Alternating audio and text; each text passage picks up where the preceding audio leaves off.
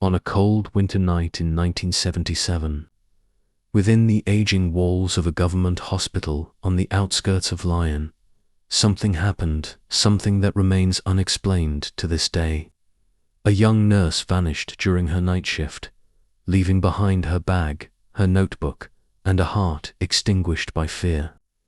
Her name was Clara Dubois, woman in her mid-20s, calm features, shoulder-length brown hair, and a flawless reputation. One of the nurses later said, Clara was the last person you'd expect to abandon her post, let alone disappear, and so began a mystery left unsolved, a story buried from the media, but carved deeply into the police archives. Clara started her shift at 7 p.m., Ward No. 7 housed patients with severe neurological disorders. The lights were dim, and down the corridor the soft beeping of monitors blended with the wandering footsteps of medicated patients. Clara moved with precision, notebook in hand, reviewing files one by one. Just before midnight, a surveillance camera caught a rare moment. Clara standing at the end of the hallway, staring at someone outside the camera's frame. She said anxiously, "Why are you here?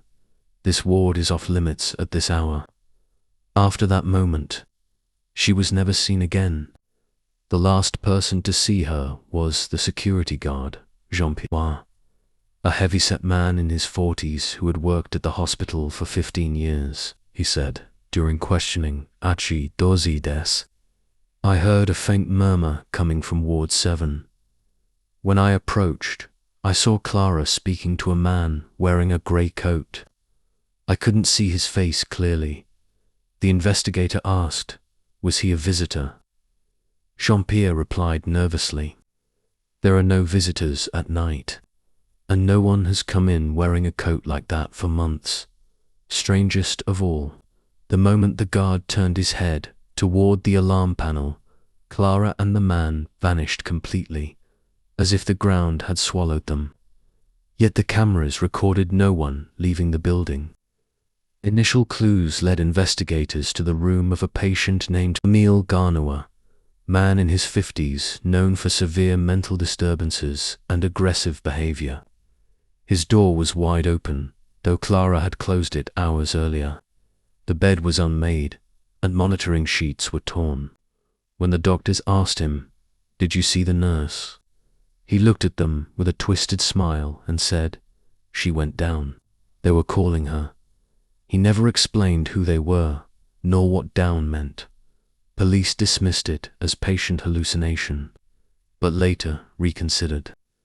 Beneath the hospital lay an abandoned wing sealed off since 1959 after a gas leak killed 3 staff members. The floor was never used again. Even maintenance crews avoided it. Yet the dust on the staircase leading down was partially disturbed, as if someone had walked there recently. Halfway down the stairs, the police found Clara's distinctive blue pen engraved with her name.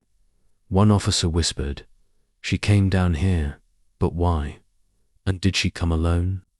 Below the stairs, the corridor stretched into total darkness, powerless and lined with rusted metal doors. On the first door, a small, fresh handprint was found. It could have been Clara's. Inside that floor, investigators discovered an old archive room filled with dusty files. Among them was one labeled Neurological Experiments Department, Project 1 for B, according to the documents.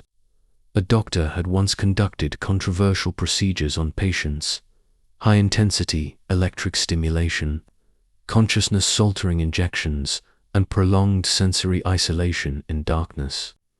The project was forcibly shut down in 1959 after several patient deaths, but the real shock was on the final page, a note indicating an attempt to restart the program in 1977, the same year Clara disappeared.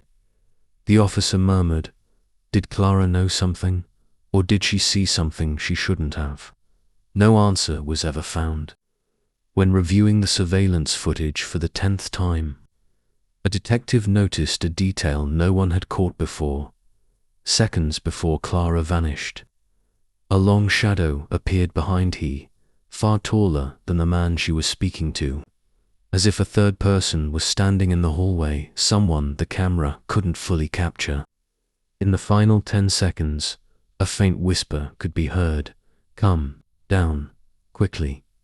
The camera flickered off for 2 seconds, then came back, Clara gone. Who called her? Why did she follow? There was no evidence to explain it. 2 days later, a nurse found Clara's bag behind the generator room. Inside was her notebook. She had written, "There's something strange in Ward 7. I hear people talking at night, even when no one is there. I think someone is hiding something." And on the last page, "Tonight I'm going to the lower floor to find the truth. If anything happens to me, look for me there." The writing stopped abruptly, as if someone had cut her off. It was the last thing she ever wrote. A week into the investigation, the guard, Jean-Pierre, was called in again. This time, he looked more frightened. He confessed in a trembling voice, "There's something I didn't tell you. The night Clara disappeared, I saw a light turn on downstairs. I saw it myself." The investigator snapped, "Why didn't you say that earlier?" He replied, "Because that wing has no electricity. It can't light up." Strangest of all, Jean-Pierre disappeared 2 days after his confession. No trace left behind. Doubt grew. Did Clara disappear alone?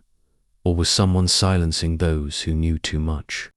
After a month of investigation, the case was closed under unexplained disappearance. No confirmed crime, but one detective kept a copy of Clara's notebook. 20 years later, he admitted in an interview that he believed the hospital had concealed the existence of a secret experimental wing that had been quietly reactivated at night. He said, "We found clear evidence, but the higher authorities shut us down." According to him, the basement floor was permanently sealed in 1978, buried under reinforced concrete. Clara's body was never found. No proof ever emerged of what truly happened. But the strangest part, new hospital staff claim they sometimes feel a cold hand touch their shoulder at night. They say it belongs to Clara.